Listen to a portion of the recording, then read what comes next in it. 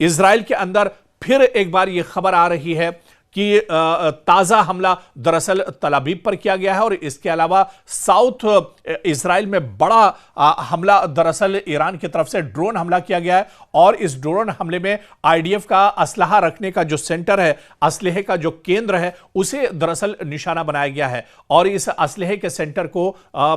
निशाना बनाया गया है ईरान की तरफ से। और ईरान ने बाकायदा दावा किया है कि इस जो गोडाउन था आईडीएफ का, जहां पर बड़े पैमाने पर असलहा और गोला बारूद रखा हुआ था, उसे ईरान ने हमला करके तबाह बर्बाद कर दिया है। और इसके अलावा तल अवीव पर लगातार हमले किए जा रहे हैं। तो लगातार अब ईरान की तरफ से जो हमले हैं उनमें शिद्दत आ रही है, लगातार हमले किए जा रहे हैं। आपको याद होगा कि जिस तरह से इमाम हुसैन यूनिवर्सिटी पर इजराइल की तरफ से हमला किया गया था, उसके बाद ईरान ने भी बाकायदा उसी की जबान में एक तरह से हमला दिया था और तुर्की ब तुर्की एक तरह से अब जवाब दिया जा रहा है ईरान की तरफ से। ईरान ने जिस तरह से इजराइल ने ईरान में यूनिवर्सिटी पर हमला किया, इसका पलटवार ईरान ने किया और ईरान ने कहा कि अब पूरे मशरिक़ वुस्ता में जहां जहां अमेरिका और इजराइल की यूनिवर्सिटियां हैं उन पर निशाना बनाया जाएगा। इसके अलावा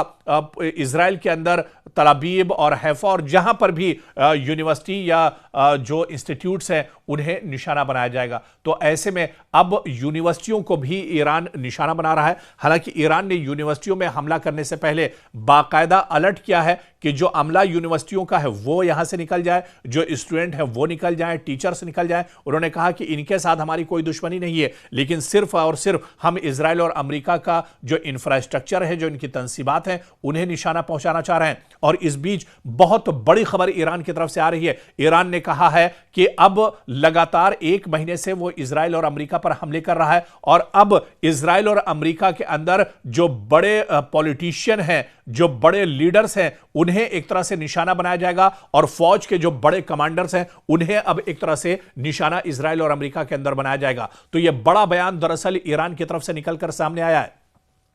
जहां पर ईरान ने अब धमकी दी है। जिस तरह से अमेरिका और इजराइल की तरफ से जंग की शुरुआत में धमकी दी जा रही थी, इजराइल और अमेरिका की तरफ से कहा जा रहा था कि पूरी लीडरशिप ईरान की खत्म कर दी जाएगी। ईरान की लीडरशिप दरअसल यह दावा अमेरिका की तरफ से किया गया कि ईरान की बड़ी लीडरशिप एक तरह से खत्म कर दी गई है। अब उसके जवाब में ईरान ने कहा है कि इजराइल और अमेरिका के अंदर जो बड़े लीडर्स हैं या इसके अलावा जो बड़े कमांडर्स जंग के हैं, जो बड़े अफसरान हैं, अब उन्हें ईरान एक तरह से टारगेट करेगा और उन्हें मौत के घाट उतार दिया जाएगा। तो कहीं ना कहीं लगातार अब ईरान के हमलों में तेजी आ रही है और जो पॉलिटिशियंस हैं या इसके अलावा फौज के जो कमांडर्स हैं, अब उन्हें लगातार निशाना बनाने की बात ईरान की तरफ से कही गई है। हालांकि अमेरिकी सेंट्रल कमांड ने अभी तक आपको बताते चले कि इस तरह के किसी हमले का तज़किरा नहीं किया है।